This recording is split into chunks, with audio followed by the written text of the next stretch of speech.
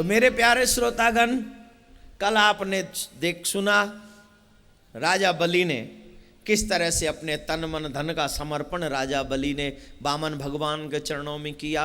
राजा बलि का समर्पण एक बात दिखाता है, दानी वही है जो दान देते वक्त ये न सोचे मैं क्या कर रहा हूं और क्या नहीं।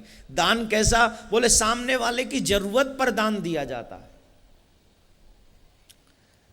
वैसे आजकल कलयुग के लिए कहावत बदल गई है। कलयुग के लिए कहते हैं जितना तुम्हारी पॉकेट अलाउ करे उतना दान करो। पहले तो लोग अपना घर भी दे देते थे, अपना सब कुछ त्याग देते थे दान के लिए, अपने प्राण तक। दधीची ने तो अपनी हड्डियां दे दी। एक और राजा थे जिन्होंने अपना अंग काट काट के दे दिया एक पक्षी की रक्षा के लिए। कितने कितने हमारा इतिहास भरा। लेकिन आज के जमाने में किसी से बात कर दें ऐसी तो कथा में ही ना आए, बोले महाराज दर्राग अपनी कथा है, राम भजो। फिर बोले आज के लिए थोड़ा सा चेंज किया, क्योंकि कलयुग है ना। मैं बात कर रहा हूं सतयुग की, मैं बात कर रहा हूं त्रेता युग की, मैं बात कर रहा हूं द्वापर युग की। लेकिन कलयुग में थोड़ा सा चेंज किया कि उतना दान अवश्य करो जितना तुम्हारी पॉकेट अलाउ करे। क्योंकि कलयुग में धर्म का एक ही चरण है, नाम है उसका दान। पवित्रता है नहीं, दया है नहीं, तपस्या है नहीं, और चार ही चरण हैं, तप, पवित्रता, तप, शौच और दया और दान। चार हैं तो तीन तो पाम है नहीं कलयुग में, एक ही पाम है, नाम है दान। तो दान कैसे करें? बोले जितना मेरी पॉकेट अलाउ करे। मैंने परसों शायद आपसे कहा था चाहे 10 रुपए एवरीडे दान करें, लेकिन करें। एक कथा मैंने कही थी, सुनी होगी शायद, पुणे में जब कथा हो रही थी तब मैंने एक बात कही, बहुत अच्छी, मुझे अच्छी लगी। एक घर में एक बेटे का विवाह हुआ, नया नया विवाह हुआ, बहू नई नई आई। और जब बहू नई नई आई तो बहू का मतलब है सास ससुर की बात मानना, उसका नियम होना चाहिए, जो सास ससुर कहे वही। तो ससुर जी चबूतरे पे बैठकर रोटी खा रहे थे। और जब चबूतरे पे बैठकर ससुर जी रोटी खा रहे थे तो उसी समय एक भिखारी आया और भिखारी ने कहा क्या कृपा करके हमें रोटी दोगे? तो ससुर जी ने डांटा उसे, तमीज नहीं है क्या? अभी तो मैं रोटी खाने बैठा हूं और तू आ गया मांगने। अरे मुझे तो खा लेने दे, बाद में मांग लेता। लेकिन बहू जानती थी बाद में भी नहीं देगा, इसने मना कर दिया। तो ये तमीज नहीं है, मांगने का भी ढंग होना चाहिए, कैसे मांगना है। अरे मांगने वाले का क्या ढंग होगा? मांगने वाले ने मांग लिया, अब तो देने वाले का ढंग देखना है कि देने वाले में ढंग है कि बेढंग है। देने वाले का ढंग होना चाहिए, मांगने वाला तो मांगेगा ही भाई। उसने डांटा उस भिखारी को बहुत जोर से। बहू सुन रही थी तो बहू ससुर जी के लिए गरम गरम रोटी लगा रही थी, तो तुरंत उसने सब्जी डाली थाली में और गरम गरम जो ससुर जी को देनी थी वही 2 रोटी रख के लाई और कहा बाबा ससुर जी के बगल में बैठो, आप पाओ ये शुरू करो, मैं और लाती हूं। और बहू की ये दशा देखने के बाद ससुर की भूख खत्म। ससुर बोलो तेरो भगवान भलो कर रहे है, ये रोटी मेरे का सेक रही होगी और यहाँ नहीं आते थी, यानी भिखारी में और मुंह में कोई अंतर ही ना समझो। और बाकायदा थारी में सजाए के लाई है। बहू थोड़ी भागवत में ज्यादा जानत होगी, वहां पे गुण पर कृपा होगी भागवत की, वह पतोई सत्कर्म कायते के हैं, वो बूरो और धल्लाई एक्स्ट्रा।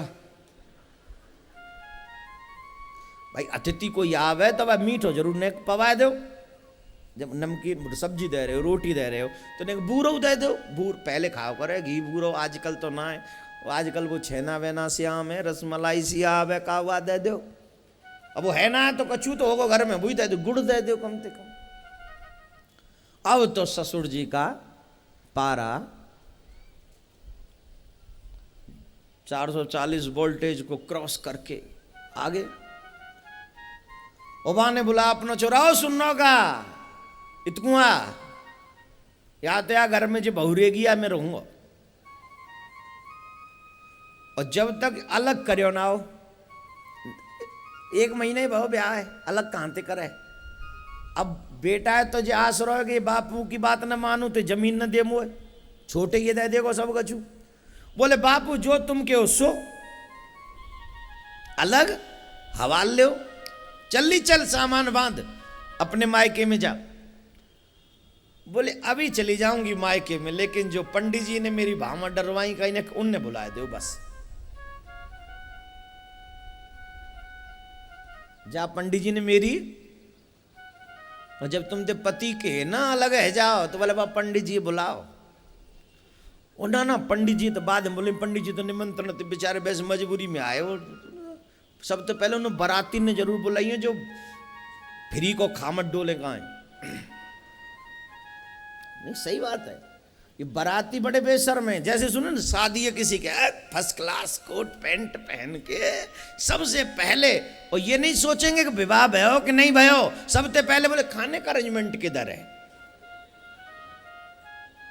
तेरा भगवान भलो करे, तेरो निखाल से भूखे घर ते आयो का, बोले खाने का अरेंज। और जब बहू पे, बच्चे पे, लड़के पे कोई विपत्ति आए तो एक भी बाराती आता है? नहीं आता। क्यों? इसीलिए कहता हूं बारातों में कम जाया करो। जिसकी बारात में तुम गए हो, अगर उस घर में कोई प्रॉब्लम हुई है तो कहीं ना कहीं तुम भी भागीदार हो उस अपराध में। ऐसे लालची व्यक्ति की बारात में कभी मत जाओ जिसके घर में किसी की बेटी दुख पाए। अगर उसकी बेटी दुख पाएगी तो उस बेटी की आत्मा से जो बददुआ निकलेगी वो उन बारातियों को जरूर लगती है जो बाराती वहां आराम से चकाचक टाई में गए थे। अब बजाओ ताली। हाँ, अब ना बज रही होंगी, हल्को पर गो हाथ। तो अब याद करो कितनी बारातों में गए और कितनी बेटियां दुख पा रही हैं, करो याद। महाराज प्लीज कथा आगे बढ़ाओ। बढ़ाता हूं। बहू ने कही पंडित जी बुलाओ जिनने भामा डरवाई कही। पंडित जी आए। पंडित जी ने कही कहो बेटा क्या बात है। बोले महाराज ये मोते जो कह रहे हैं जाओ, और मेरी भामा डरवाई तुमने। अब एक बात बताओ, मेरे साथ जोड़ा जाता है ये कौन है? ये है धर्म पत्नी। मतलब जो धर्म को बढ़ाए, जो धर्म के साथ रहे, जिसके जीवन में अहर्निश धर्म रहे, वो धर्म पत्नी। और मैंने अगर अपना धर्म निभाया तो ये मुझे निकालने की बात करते हैं। बात समझे नहीं पंडित जी? बात पूछा, बात क्या है क्लियर करो। बोले कि भिखारी आया, इन्होंने मना कर दिया, मैंने उसको जिमा दिया। जब इन्होंने मना किया तो तुमने क्यों जिमाया? बोले सीधी सी बात है, ये अभी तक बासा खाना खा रहे थे। बासी खाना तो हमारे ब्रजवासी तो चक्क समझते होंगे। बासी मतलब कल को, परसों को धर्यो धरायो। जिंदाबाद फ्रिज, जिंदाबाद, कबू को खाओ। आजकल की माता बहन तो आटे हुए धर दे, गुथे गुथाई है, ले फ्रिज में धरगो, और जब आवेगो जब ही थोपी ले खा ले के सो जा। राधे राधे, जोर से बोलना पड़ेगा भाई। फ्रिज जिंदाबाद। या फ्रिज ने वो पिछले 3 दिन आते बड़ो दुख दे रो। ये फ्रिज, हाँ तुम्हारी वो इन्वेटर को कनेक्शन है रो फ्रिज थे। लाइट चली जाए तो इन्वेटर वेट लॉस्ट, वो उठे ही ना। तो जा हमारे मुँह फ्रिज पर रिस आ रही है आज। जिंदाबाद फ्रिज। बहू ने कही ये बासी खानों खा रहे महाराज, भोजन कर रहे बासी, पिछले जन्म में देकर आए हैं तो भगवान की कृपा से ये अब खा रहे हैं। और मैंने इनको सद खाने के लिए दे दिया तो क्या गुनाह कर दिया? अभी दोगे तो अभी खाओगे, अभी बना रहेगा। मैंने बुरा क्या किया? मेरा अपराध क्या है? पिछले जन्म में दे के आए हो तो अभी खा रहे हो, और जब अभी नहीं दोगे तो क्या खाओगे? एक दिन तो खत्म होगा ना भाई। तुम्हारे पिताजी कमा के रख जाएं, तुम बिल्कुल मत कमाओ, एक दिन खत्म हो जाएगा तो फिर किसको खाओगे? लाओ कमाओ तो कम से कम जो है वो सुरक्षित तो रहेगा। वैसे ही दान की प्रतिक्रिया मेरे भाई बहन, पिछले जन्म में आप करके आए हो तो आज आप धनवान हो, लेकिन अगर अब नहीं करोगे तो पिछला ही खा रहे हो, अभी का नहीं। लेकिन अभी भी अगर करते रहे तो ये सद है, पिछला जो दे के आए हो वो बना ही रहेगा, और अभी जो दे रहे हो वो आपको बढ़ाता रहेगा, बढ़ाता रहेगा, बढ़ाता रहेगा। इसलिए दान देते वक्त कभी कंजूसी नहीं करनी चाहिए। ये बढ़ावा है, पंडित पे एहसान नहीं है। दान लेने आने आए जो उस पे एहसान नहीं है आपका, उसका तो शुक्रिया अदा करना चाहिए कि उसने लिया तो तुम देने वाले बने।